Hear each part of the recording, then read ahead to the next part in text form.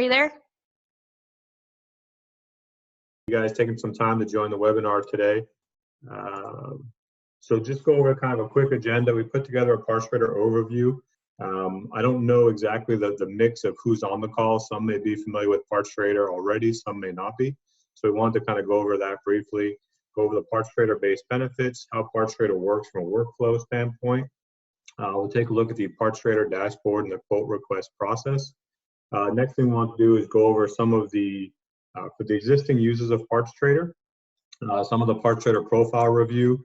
Obviously, we're in some unprecedented and challenging times right now, so it's a good time to take a step back on some of the platforms that you may be using, make sure you're set up correctly, maybe expand some coverage to try to pick up some new customers. So we can go over some of that.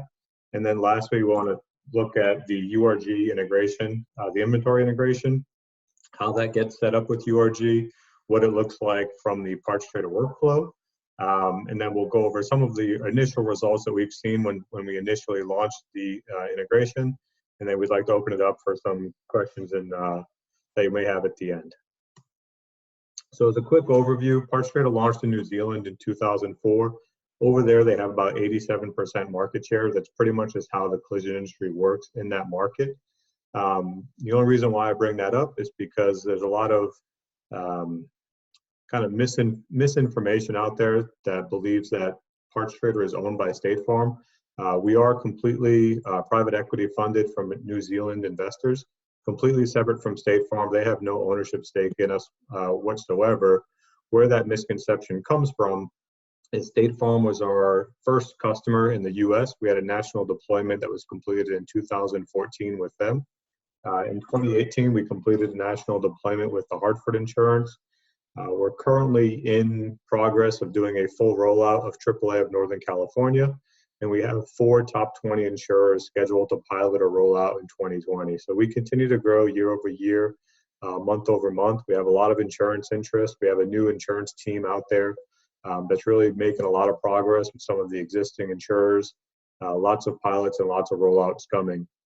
In addition to that, we have about 1/3 of our business that comes through PartsTrader is made up of shops that are voluntarily using PartsTrader independently of any mandates. So these are shops in your market that have chosen PartsTrader as their preferred parts procurement system, and that's where they're going to source their parts. So if you're not on PartsTrader, you could be missing a significant opportunity from either any of the insurers listed below on the screen, or any other shops in your market. And what PartsTrader is basically, we're an online parts procurement platform for collision repairers to source parts. We enable a streamlined search and compare for all collision shops. We enable repairers and insurers to consider all part types. And PartsTrader provides transparency of the process for all parties involved, suppliers, collision shops, and insurers.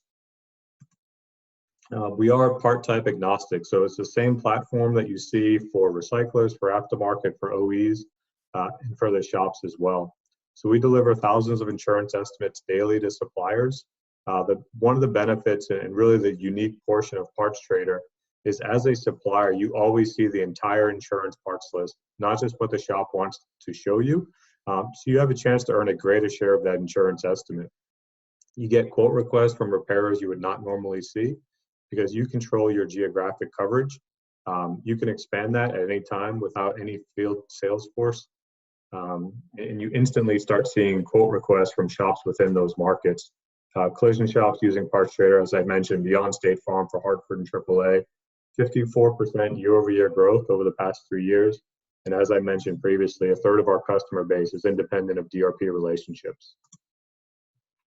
So this is a quick snapshot of how the PartsTrader workflow works. It starts when the collision shop writes their estimate in any of our repairing any of the estimating systems, and it's imported into PartsTrader. From there, the collision shop sends out the estimate to suppliers covering the area requesting quotes. The suppliers receive that entire estimate, and they're able to quote on the parts that they have within their inventory. They respond back with price, part type, and delivery time. So in this example, if you're a supplier for a recycled yard, you would get that quote request. You'd be able to search through every single part that they need for that repair and submit back a price, a recycled part condition, whether it's A condition, B condition, maybe it's a reconditioned part, and then the delivery time and how quickly you can get it back to them. All those responses go back to the shop at the same time. They don't see any responses before any others. So when they close out that quoting window, they see all their responses at the same time. So they can't look at your quote, call their buddy and say, hey, can you beat this price? Because so-and-so quoted it for the price. They see everything all at the same time. There, the collision shop can review the responses and they choose the parts they want to order. Those orders go back through PartsTrader. The supplier can confirm the order price, delivery, they ship the parts and they invoice the collision shop directly. And then the collision shop can update their repair estimate with a bidirectional integration. All that's wrapped around feedback ratings, feedback and ratings, very similar to what you would see on like Yelp or something like that. This is an example of the PartsTrader dashboard. So as you can see on the far left, shows that there's 146 quotes requested. On the information that comes through, it tells you the vehicle name. If you were to hover over the actionable parts, it would tell you what parts they're looking for. It gives you the shop information, where they're located. In this particular example, the closing time, all of these happen to be in overtime, but it would tell you at what point that estimate's going to close out. So it gives you an estimate of how much time you have left to submit a quote for that job. Once you go into an actual quote request, this is what you have here. So on the top, you have all the vehicle information. So in this example, a 2009 Hyundai Sonata GLS gives you the VIN number, and this is just a test, so all that stuff isn't accurate. That's just an example. And then it gives you the complete list of all the parts they're looking for. So on this one, the bumper cover, grille, energy absorber, and headlight. You can quote all those parts if you have them. You have the ability to group them together if you wanted to, sell it as a bundle deal. Any parts that you don't have, you simply click the red button and it will remove those from the estimate.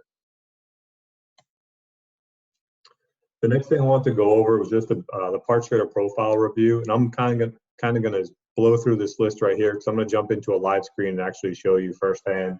But some of the things we'll look at is the company profile, all your company contact information and points of contacts.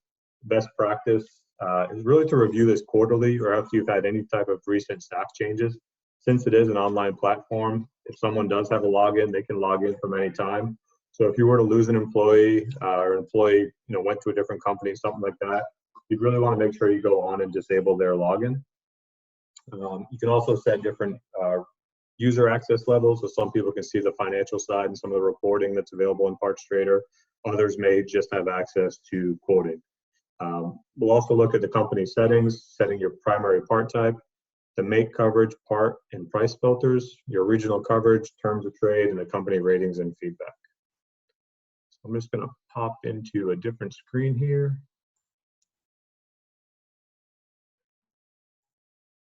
So this is the actual PartsTrader dashboard where you can go in. Right when you log into your account, we'll bring you to this main screen with your main login right there. And if you go right to the top and click on profile, you just need to make sure you have access as a manager or user manager, and you'll have access to all the tabs here on the left-hand side.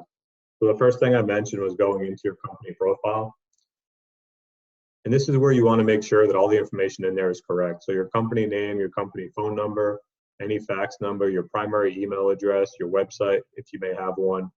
This is all the stuff that's going to show up both to PartsTrader and your customers. Down here on the bottom is where you set your primary contacts. So the primary contact in charge of user management, that's typically the first person that PartsTrader will reach out to if we need to contact you about your account. The second portion is your primary contact for part quoting or order inquiries, and that's what your customers are going to see. So that's who you want to set up. So if you're the owner or the manager of the location, you want to set yourself up as user management.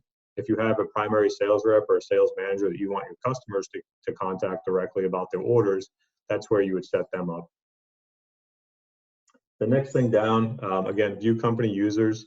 This is where you can see the logins that are active for your account. As I said, if anyone has left, the best thing to do is deactivate their account. You can't actually delete them. So what you can do is you can go in there. Some people will change their email address. But if you deactivate them, they'll no longer have access to your account.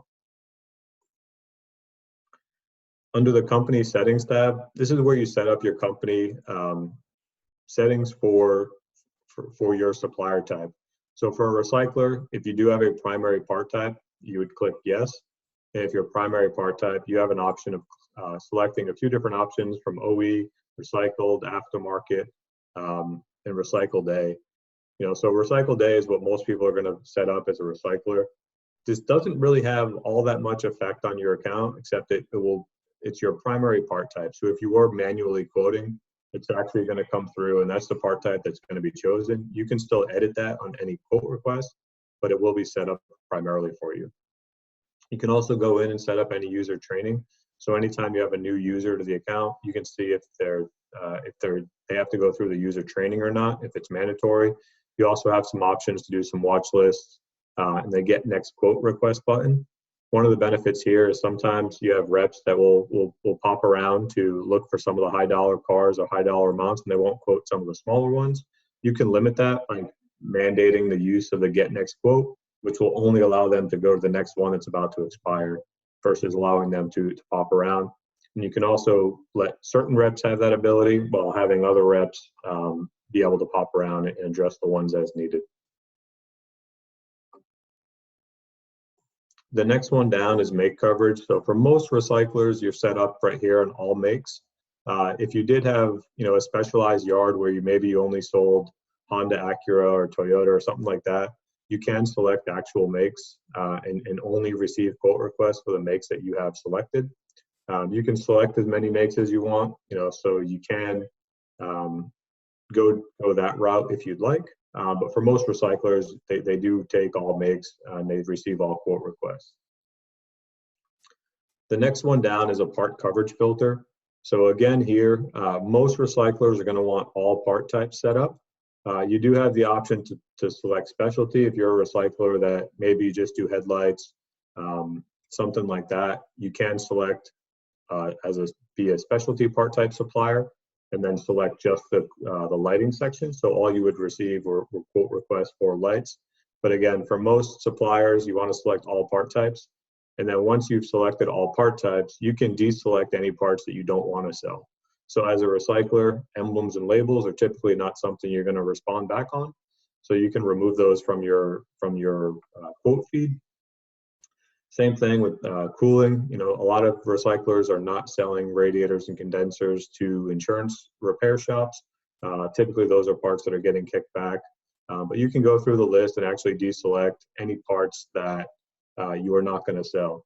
So keep in mind, this platform was designed for all suppliers. So, there's supplier options out there to sell tires or windshields and things like that. So the design is to show the supplier every opportunity and let them filter out what they don't want to see. The next option you can go through is price filtering. So this is also pretty nice for the recycler. In most cases, the recycler is not going to sell a lot of those small parts, and some of those parts will still come through all the quote requests. So if you were to put in a price filter, you would simply click that button, and that would add a price filter of $25, and you can scroll that all the way up to $150. And basically what that says is I'm not going to receive any quote requests under $25 or whatever you set it at, OE list price. So it goes by an OE list. So typically if it's an OE list of $100, that's probably about a $50 part for a recycler. So we've seen most recyclers set that around $50 to try to weed out some of those smaller parts where it really just isn't even cost effective to deliver. The one caveat to that is you do need to somewhat be careful, because sometimes you might be able to quote out, two $75 parts, sell them both, and that goes over that threshold. We don't add them. It looks at an individual part price. So just keep that in mind when going through, and if you're using the price filter. I'd recommend at least putting it on for the 25, because that will take away a lot of the clips and things like that. The next section on here is your regional coverage. So there's really two options on how to set this up. The most direct way to set up regional coverage, if you have a zip code list of the markets that you cover, the easiest way to get that set up is to send that to your PartsTrader rep, and we can upload that on the back end. So we'll pinpoint those locations. The second way is if you put in zip codes and create radiuses around that zip code. And you can actually add up to 25 different zip codes and create radiuses around each one. So if there's certain markets that you cover, if you're out in the Denver market, it's a little bit easier to pick your cities and create some radiuses around those that you want to cover. If you're out somewhere like the Bay Area, and if you're in Oakland, but you service 50 miles east, but you don't go into San Francisco at all, it can get a little tricky, and the zip code upload is typically the way to go there. So I'll put my contact information on the last page of the slide. If you have any questions, please feel free to reach out. And if you have zip codes that you want to upload, we can get those in there for you as well. The last two sections that I want to cover, terms of trade are always important. I recommend for every supplier to put something in here. Typically, if you have something on the back of your invoice, whether it's an insurance, whether it's a warranty, return policy, or restock fees, anything like that, that's all goes into your terms of trade. The buying relationship is still between you directly and the shop. So PartsTrader typically doesn't get involved with too many of these issues. But when we do come into something where, you know, if you're trying to do a restock fee or something like that, or not accepting a return because it's been over 90 days, the first place PartsTrader goes to look is if it's included in your terms of trade. And we'll typically get involved if there's insurance, if there's an insurer involved. You know, if they're saying, hey, the shop wasn't notified about this, and we go and we look in the terms of trade and there's nothing there, you know, ultimately it's your decision on whether you're going to take that part back or not.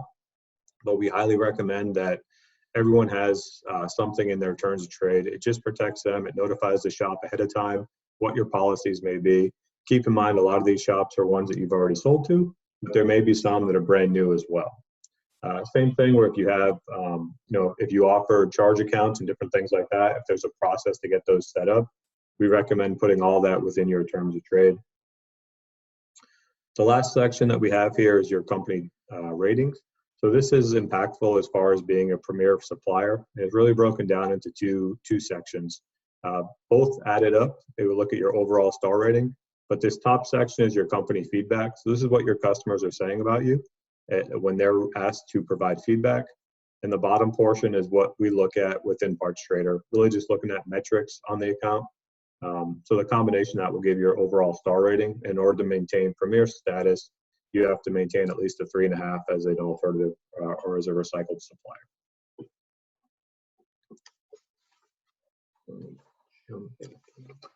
So let's see here.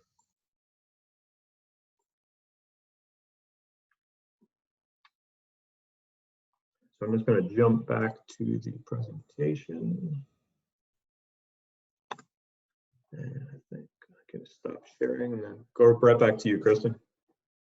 Thanks, Eric. So one thing that we're going to go over now is kind of the URG integration that we've talked so much about. With the URG integration with PartsTrader, we have two different types. We have the auto match and then we have the auto quote. So I'll go ahead and share my screen, but I kind of want to dig into this a little bit more. Y'all, can you see it okay? Yep, I can see it. Okay, perfect. So what the difference is when you're doing auto match, your inventory with Pinnacle or Hollander or Checkmate or any of the inventory systems that we integrate with, it'll automatically pull the inventory that you have versus the inventory that's being quoted, and then you will manually go in and select the items that you want to quote.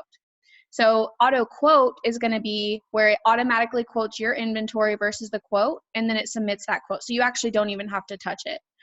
So both of those integrations are offered free to our URG members. You just have to work with PartsTrader to get that portion set up. But once you're set up with them and you're a URG member, again, that integration is free. So first I wanted to show you guys how you go in and set these up. You will go to urgsalessupport.com. Once you log in, you'll have less options over here than I do, but since I'm on the main page here, you'll go to the URG Net Control Center. It's going to be right here. As soon as you decide that you are going to feed your data to PartsTrader, you'll go down here, see PartsTrader, select that you want to feed the data to them, and then just click Save. So that's step one of working with PartsTrader. Step two is you need to contact us, or PartsTrader will contact us. We'll send you an email and you just have to respond approved. It's really simple to get set up with them. They're super helpful in the process. And then another way that we work with them is our tier settings. So for those of you who are URG members that aren't necessarily utilizing this, you'll be able to use this for CCC and PartsTrader. For PartsTrader, we have these PartsTrader settings right here. you'll have the ability to choose how many parts you want returned of your own parts for the quote. So let's say a quote comes in and it's an engine, and you have, let's say, 10 engines for that quote, but they're all the same engines. Well, let's just submit 3 since they're all the same. What difference does it make? Kind of thing. That's kind of what PartsTrader recommends on the number, but you have the ability to set it up to 10. So you can also choose if you want to tier a yard based off of priority or lowest price. So priority means that this is going to be, no matter what the price is, your parts are always going to be the first ones quoted. Or if you want to do the lowest price, if you have a tier partner or brokered yard and they have a lower price than you, theirs would get quoted first. So you can include $0 prices. You can mark up your own parts, and I'll show you how to do that in just a second. And you can also select delivery days. So this is important for PartsTrader. It is mandatory. You have to select how many days it's going to take you to deliver those parts, just so that the shops know kind of the time frame there. And then you have the ability to quote the same year or newer. So I'll show you really quick how to mark up your own parts. Let's just say I click yes and then save. It's going to populate a little gear here. And then you'll see here that you have the opportunity to do a flat markup or a percentage markup. Let's just say I want to do a flat markup of $25 on all my parts. You'll scroll down and see that all of your parts are now marked up for $25. So this will be reflected again with PartsTrader. This is just on your own parts. Let's say maybe I wanted to add freight in there too. Save for all part types. So it's super simple. Now I have a $10 freight markup with a $25 regular markup. Well, let's say that I have a tier yard and I want that to be reflected on PartsTraders as well. Well, it's down here. I'm going to do a markup over here. I'm going to set a default markup. I'm going to save it. And I'm going to do the exact same thing that I just did a second ago. I'm going to go in here and I'm going to click the gear when it populates, and it's going to look the exact same. So just make sure you save all your settings, and then that'll reflect on PartsTrader. So one last thing that I'm going to go over is this exclusions right here. This is a huge thing that we've seen with PartsTrader. As Eric mentioned earlier, you can kind of exclude the parts that you don't want to use. We have a lot of people, like he said, that don't want to do condensers or radiators. You just type in the part that you don't want to send any quotes for, select it, and save. Again, this is really simple. There's a lot of different things you can do with PartsTrader and URG. We also walk you through all of these steps once we get you signed up, so you don't have to memorize how to do all of this, and then PartsTrader will help you on their side as well. So I'm going to pass it back to Eric. That's all that I had at this time.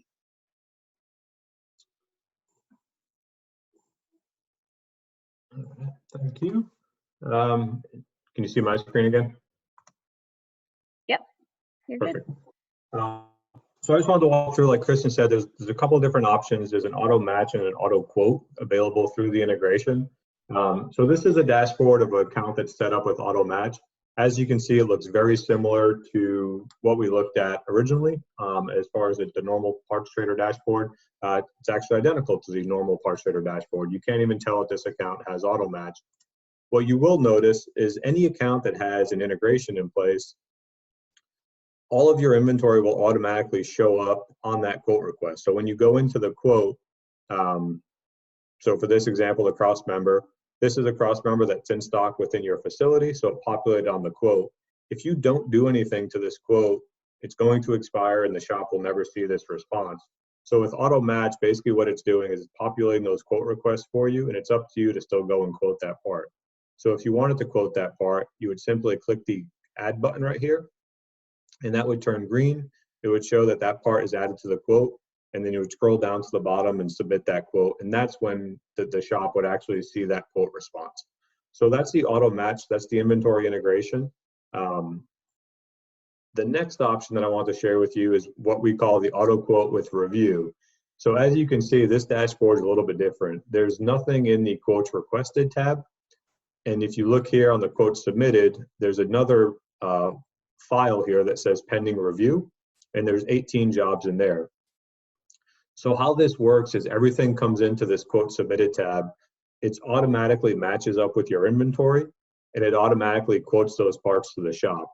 Now they'll still remain in this pending review folder until the shop opens it. So you have until that time to actually go in there and adjust those quotes.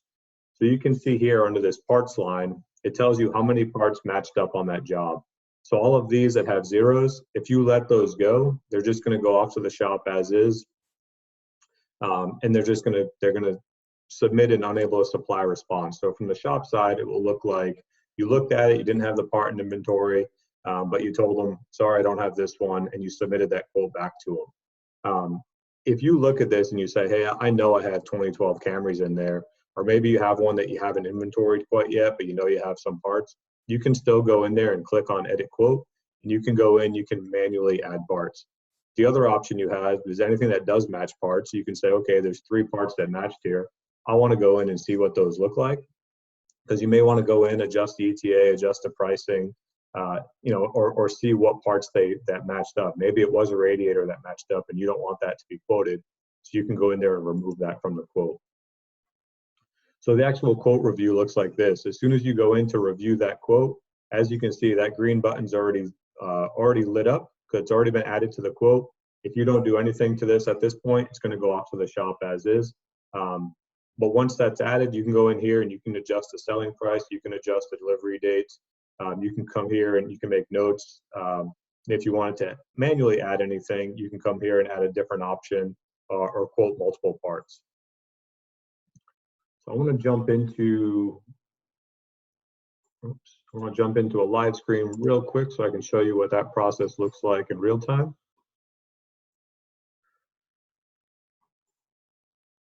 So as you can see here, if I go into that pending review tab, anything that has a flag on it has not been reviewed yet. So all of these are zeros. So you see this top one here, the 2011 CR-V from Markley Motors. I can come in here and click edit. And I can come in and I can see what parts were being looked for. Well, for this one, nothing matched up. I can check my inventory and I can say, okay, I didn't have anything. If I come down to the bottom and click Save Changes, I can go back to the dashboard. And now under that pending review tab, that 2011 CR-V is no longer there because it's been reviewed, it cleared off the dashboard. So your sales rep can work through this list as quotes get matched up, and they can just clear them off once they've went through and they've seen that nothing has matched. Let's see if I can grab one. Yeah, unfortunately, nothing has matched up right now for this account.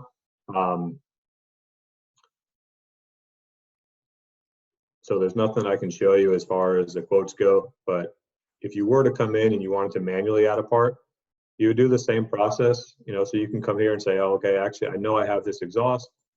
You can come here, click on the add button, put in your price, put in the manual quote, and that part will now be quoted off to that shop. Let's switch back.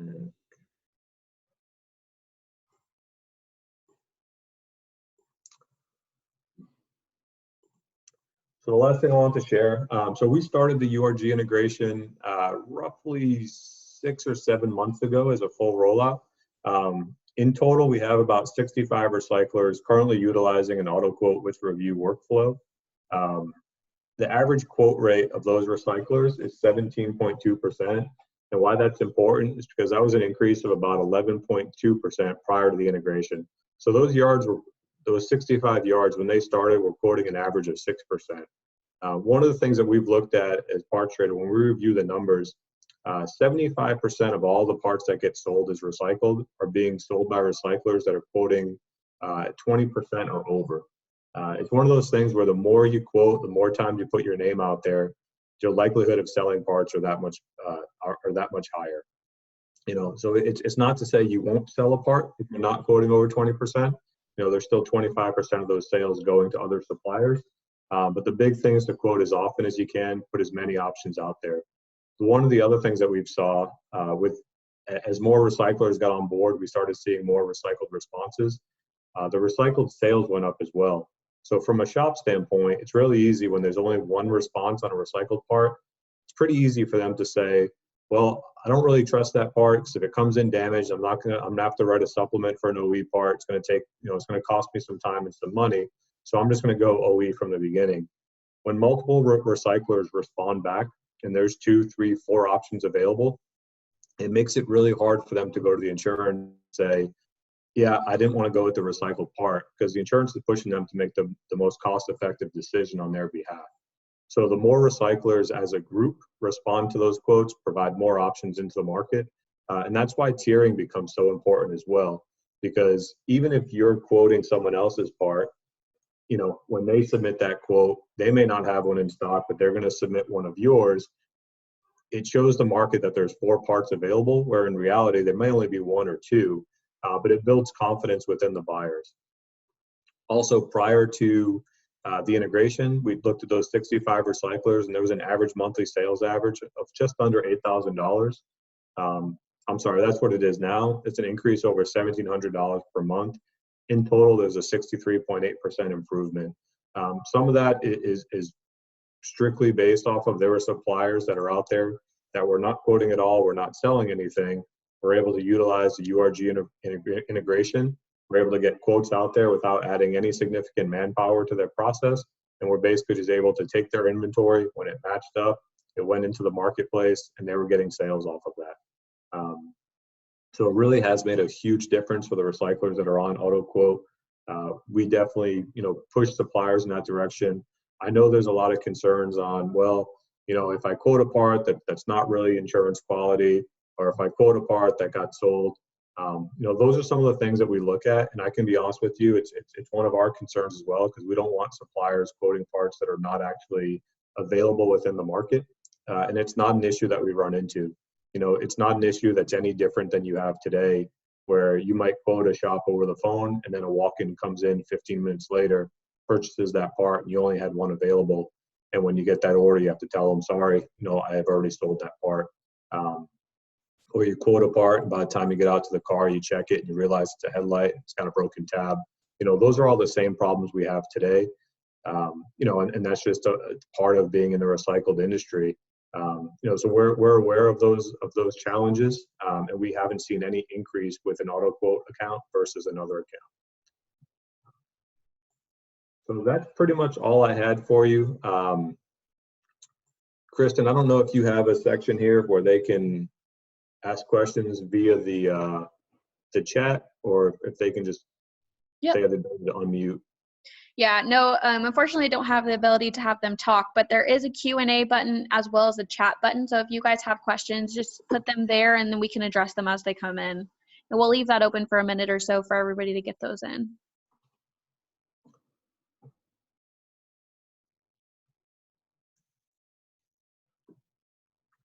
All of my information is here as well. So if you do have questions, if I'm not your rep, I'm more than happy to get you over to our customer support team or get you in contact with a rep for your area. My cell phone's on the bottom, my email address there as well.